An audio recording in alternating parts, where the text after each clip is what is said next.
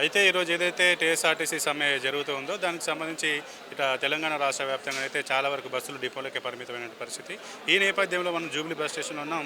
మనతో పాటు ఒక ప్రయాణికుడు ఉన్నారు. వారు ఎన్ని గంటలకు వచ్చారు, వారికి ఎటువంటి ఇబ్బందులు పడుతున్నారు ఒక ఆర్టీసీ సమ్మె వల్ల అనేది వారి మాటలోనే తెలుసుకునే ప్రయత్నం చేద్దాం. సార్ నమస్తే. సార్ నమస్తే. మీ పేరండి? మా పేరు సుధాకర్ రెడ్డి. మీరు ఎక్కడి నుంచి వస్తున్నారు, ఎంతసేపు అయింది వచ్చి? మేము దాదాపు 2 అవర్స్ అవుతుంది ఇక్కడ వచ్చి. 2 అవర్స్ నుంచి బస్సులు లేవు. అక్కడ రెడీగా ఉన్నాయి బస్సులు, కానీ ధర్నా వలన బస్సులు లేవు. బయట ఆటోలు కానీ ఏవి కానీ దాదాపు 40 రూపీస్ అయ్యేదానికి 200, 150 అలా డిమాండ్ చేస్తారు. నేను ఆర్టీసీ బస్సులు ఉన్నప్పుడు వాళ్ళు ఈ ఆటో వాళ్ళు కూడా మాకు గిరాకులు అని, ఇప్పుడు ఈరోజు గిరాకు ఉంటే కూడా అంతకు 4 గంటలు టికెట్కి 4 గంటలు డిమాండ్ చేస్తూ మామూలుగా చాలా ఇబ్బందులుగా అదవుతుంది. ఇమ్మీడియట్లీ గవర్నమెంట్ దీని మీద యాక్షన్ తీసుకొని ఆర్టీసీని ఎమ్మడి సెట్ చేస్తే బాగుంటుంది. లేకుంటే ప్రయాణికులకు, సాధారణ ప్రయాణికులకు చాలా ఇబ్బందులు ఉంటాయి. ఇంకా పల్లెటూరులో ఇంకా చాలా ఘోరంగా ఉంటుంది. హైదరాబాద్లోనే ఏ విధంగా ఉందంటే పల్లెటూరులో బుక్ చేసుకోవడానికి ఆటోలు దొరకవు, ఏవి దొరకవు.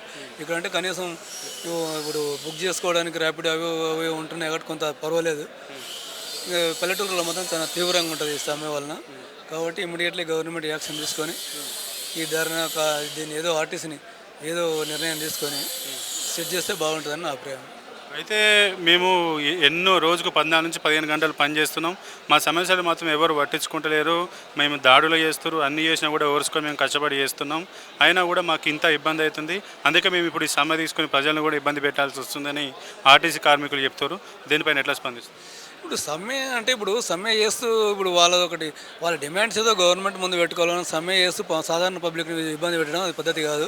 వాళ్ళు ఏదైనా డిమాండ్ అంటే వాళ్ళు ముఖ్యమంత్రి దగ్గర కానీ రవాణా శాఖ మంత్రి దగ్గర కానీ అక్కడ వెళ్ళాలి. వాళ్ళు ఏదో నిర్ణయం తీసుకోవాలి, కొంత టైం పెట్టాలి. ఆకస్మికంగా సమ్మె అని అది చేస్తే ఇప్పుడు సాధారణ పబ్లిక్ మాత్రం చాలా తీవ్రంగా ఇబ్బంది పడుతుంది కదా. ఇప్పుడు ఈ సాధారణ ఇప్పుడు ముందే ఉచిత బస్సు, లేడీస్కి ఉచిత బస్సు స్కీమ్ ఉంది.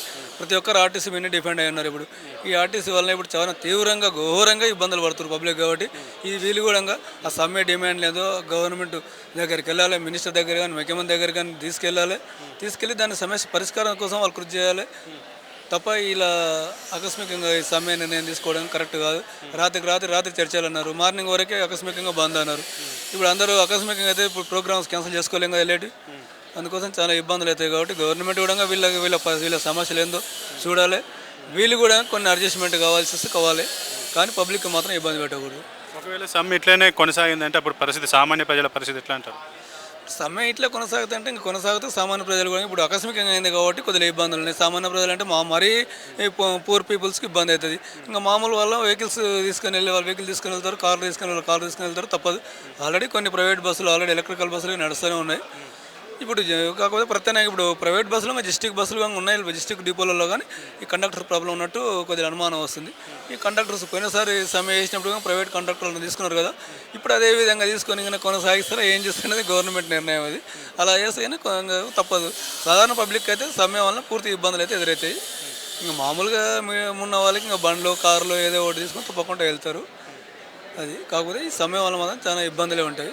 స్టూడెంట్స్ కంటే ఇప్పుడు స్కూల్ లేవు కాబట్టి కొద్దిగా ఇక మరీ అంత ఇబ్బందులు, స్కూల్ పిల్లలకైతే అంత ఇబ్బందులు కావు. మిగతా సాధారణ ఇప్పుడు ఫంక్షన్స్ అవి ఉన్నాయి కాబట్టి సాధారణ పబ్లిక్కి చాలా ఇబ్బందులు ఉంటాయి. మాది బెల్లంపల్లి. అంటే దాదాపు యాక్చువల్గా 500 రూపాయలు ఉన్న బస్ టికెట్ను దాదాపు 1500 రూపాయలు అడగడం జరిగింది. దాన్ని బార్గెనింగ్ చేస్తే 1200, 1000 రూపాయలని లాస్ట్కు 1000 రూపాయలకి తీసుకురావడం జరిగింది.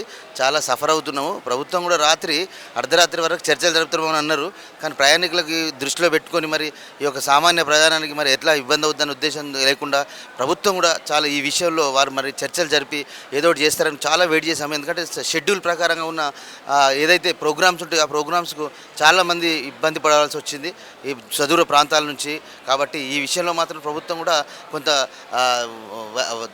వైఖరి కరెక్ట్గా లేదు. ఎందుకంటే పబ్లిక్ అనుకూలమైన సూచనలు తీసుకోవాల్సిన అవసరం అనేది ప్రభుత్వానికి ఉంటుంది. ఈ విషయంలో ప్రభుత్వం ఫెయిల్ అయిందని చెప్పేసి మేమైతే ప్రయాణికుల ద్వారా మేము తెలియజేస్తున్నాము. చాలా ఇబ్బంది పడుతున్నారు. మహిళలు కానివ్వండి, చిన్నపిల్లలు కానివ్వండి. సడన్లీ ఆల్ ఆఫ్ సడన్గా ఎప్పుడైనా ప్రభుత్వం చర్చలు జరిపి దరిదాపు చర్చలు సఫలమవుతాయి అంటున్నాం కానీ మరి విఫలమవడం అది కార్మికులు కూడా వారు చేసే సమ్మెలో మరి నిజాయితీ ఎంత ఉన్నది, నిజం ఎంత ఉన్నది అని చెప్పేసి ఆ ఉద్దేశంతో వాళ్ళని కూడా చర్చలు తీసుకొని మరి జరిపినట్టయితే కొంచెం వాళ్ళకు కూడా మేలు జరగాలి. ప్రభుత్వాన్ని కూడా దృష్టి ఉంచుకోవాలి. కార్మికులు చేసే రైట్ అనేది కరెక్ట్ ఉందా లేదా అని చెప్పేసి ఆలోచించాల్సిన అవసరం ప్రభుత్వం కూడా ఆలోచన ఉంటుంది. కాబట్టి ఈ విషయంలో కొంచెం ఇబ్బంది కలిగింది. కాబట్టి ప్రభుత్వం ఈ విషయంలో కొంచెం చొరవ తీసుకొని తొందరగా బస్సులు నడిపినట్టయితే వారికి కూడా కార్మికుల యొక్క సంక్షేమానికి మీరు ఆలోచించాల్సిన బాధ్యత ఈ రాష్ట్ర ప్రభుత్వం మీద ఉంటుంది. కాబట్టి రెండు దిక్కులు ఆలోచించాల్సి వస్తుంది. కాబట్టి మరి తొందరగా సఫలం చేసేసి మరి ప్రయాణికులకు ఇబ్బంది కాకుండా సుదూర ప్రాంతాలు వచ్చిన వారందరికీ కూడా మరి తొందరగా సక్సెస్ చేయాలని చెప్పేసి బస్సులను యథావిధిగా నడిపించాలని చెప్పేసి మేము ప్రయాణికుల ద్వారా కోరుకుంటున్నాం. వీరి ద్వారా ఈ వేదిక ద్వారా మేము మిమ్మల్ని కోరుకుంటున్నాం అని చెప్పేసి తెలియజేస్తున్నాం. అయితే ఈ యొక్క ఆర్టీసీ కార్మికులు కూడా మేము ప్రయాణికులను కావాలని ఇబ్బంది పెట్టట్లేదు.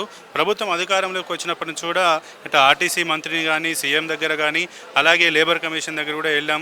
పలుసార్లు మా యొక్క నివేదికలు ఇచ్చాం. సమ్మె నోటీస్ కూడా 42 రోజుల ముందే ఇచ్చాం. అయినా కూడా మాకు పట్టించుకోవట్లేదు. ఎందుకంటే మేము 8 గంటలు చేసే పని 15 గంటల వరకు ఎటువంటి లాభాపేక్ష లేకుండా, ఎటువంటి జీతం అదనపు జీతం లేకుండా చేస్తున్నాం. అయినా కూడా మమ్మల్ని చిన్న చూపు చూస్తున్నారు. అందుకే మేము ప్రజల్ని ఇబ్బంది పెట్టాల్సి వస్తుంది అని వాళ్ళైతే చెప్తున్నారు. దీని మీద ఎట్లా మాట్లాడతారు? వాస్తవంగా ప్రభుత్వం అనేది ఈ ప్రజల సంక్షేమాన్ని గురించి ఆలోచించాల్సింది. కార్మికులు కూడా ఈ రాష్ట్ర ప్రభుత్వానికి అవసరమే ఉంటుంది. వారు కూడా ప్రజానికమే. కానీ ఉద్యోగరీత్యా వారు ఈ ఉద్యోగంలోకి వచ్చిన తర్వాత ఈ ఉద్యోగవర్తనలో కూడా చూసుకోవాల్సిన బాధ్యత సంక్షేమము ఈ రాష్ట్ర ప్రభుత్వం మీద ఉంటుంది. వారు చేసే డిమాండ్స్ కొన్ని నిజం ఉండొచ్చు. ఎందుకంటే వారు చాలా పెండింగ్స్ ఉన్నాయి. నేను కూడా అప్పుడప్పుడు మేము చూస్తూ ఉంటాము, వార్తలలో చూస్తూ ఉంటాం. ప్రభుత్వంలో ఈ ఆర్టీసీ కార్మికులు కూడా చాలా అహర్నిశలు కష్టపడతారు. పల్లెల్లో బస్సులు నడుపుతారు, పట్టణ ప్రాంతాల్లో బస్సులు నడుపుతారు. మరి వాళ్ళ యొక్క డిమాండ్స్ కూడా నిజాయితీగా ఉన్నట్టయితే వాళ్ళు కూడా చర్చించాల్సిన అవసరం ఉంటుంది. ఎందుకంటే ప్రభుత్వం చర్చించకపోతే మరి వాళ్ళ డిమాండ్స్ ఇంకెవరు వాళ్ళు పరిగణలోకి తీసుకుంటారు. కాబట్టి వారిని కూడా పరిగణలోకి తీసుకొని వాళ్ళ కార్మికుల సంక్షేమాన్ని కోరుకోవాల్సిన బాధ్యత, నైతిక బాధ్యత ప్రభుత్వం మీద ఉందని ఈ విధంగా ఈ వేదిక ద్వారా మేము కూడా మరి ప్రభుత్వాన్ని అడుగుతున్నాము. కావున వారి డిమాండ్స్ని మీరు తప్పకుండా కూడా జెన్యూనిటీ ఉన్నట్టయితే తప్పకుండా వారికి కూడా మరి మేలు జరగాలని చెప్పేసి మా ప్రయాణికుల ద్వారా కోరుకుంటున్నాము. అందరం బాగుండాలి, రాష్ట్ర ప్రభుత్వానికి కూడా బాగుండాలి, రాష్ట్ర ప్రజలు బాగుండాలి, ఉద్యోగస్తులు కూడా అందరూ కూడా బాగుండాలి అనేది ఈ రాష్ట్రం యొక్క సంక్షేమము, అందులో మన ప్రజానీకం యొక్క సంక్షేమం అని చెప్పేసి దీని ద్వారా మేము ఈ వేదిక ద్వారా తెలియజేస్తున్నాము. Okay, right. ఏదైతే ఇటు ప్రయాణికులు కావచ్చు, అటు ఆర్టీసీ ఉద్యోగులు కూడా ఇద్దరు కూడా సామాన్య ప్రజానికులు. వారి యొక్క ఉద్యోగరీత్యా వారు ఉద్యోగాలు చేస్తున్నారు. వాళ్ళు ఎన్నో కష్టాలు పడుతున్నారు. వారి యొక్క నిజాయితీపరమైనటువంటి సమస్యలు ఏవైతున్నాయో వాటిని ఆ ప్రభుత్వం వెంటనే పరిష్కరించి ఈ యొక్క సమ్మెను ఆపివేసి ఇటు సామాన్య ప్రజలకు, ప్రయాణికులకు ఎటువంటి ఇబ్బంది కలగకుండా చూడాలని, అలాగే ఆర్టీసీ కార్మికుల సమస్యలు కూడా పరీక్షించాలని, అలాగే వారి పర్యవేక్షించాలని చెప్పి కూడా కోరుతున్నటువంటి పరిస్థితి. కెమెరామెన్ విజయ్తో సంపత్ కుమార్, హైదరాబాద్.